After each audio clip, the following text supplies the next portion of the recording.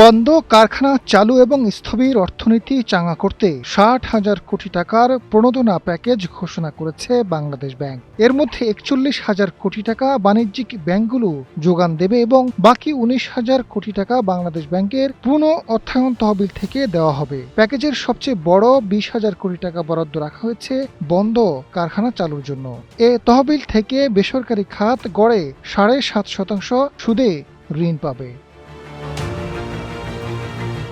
চলতি সপ্তাহে এসব ব্যাংকের সঙ্গে বাংলাদেশ ব্যাংকের আনুষ্ঠানিক চুক্তি হওয়ার কথা রয়েছে। এর মধ্যে প্রণোদনা তহবিলের আওতায় ঋণ বিতরণের জন্য ৩৭টি ব্যাংক কেন্দ্রীয় ব্যাংকের সঙ্গে চুক্তি করেছে। শিল্প উদ্যোক্তারা বলছেন, জ্বালানি সংকটের সমাধান না করে বন্ধ কারখানায় নতুন করে অর্থায়ন করা হলে তা ব্যাংকের জন্য ঝুঁকি তৈরি হতে পারে। কারণ গ্যাস ও বিদ্যুতের অভাবে সচল প্রতিষ্ঠানই যখন উৎপাদন ধরে রাখতে পারছে না, তখন বন্ধ থাকা কারখানাগুলো চালু করে উৎপাদন অব্যাহত রাখা কতটা সম্ভব তা নিয়ে প্রশ্ন রয়েছে।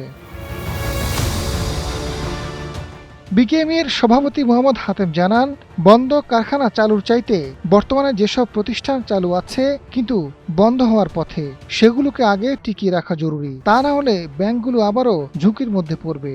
বহু বছর ধরে বন্ধ থাকা কারখানাগুলো কিভাবে দ্রুত চালু করা সম্ভব হবে সেটিও বিবেচনায় নেওয়া দরকার।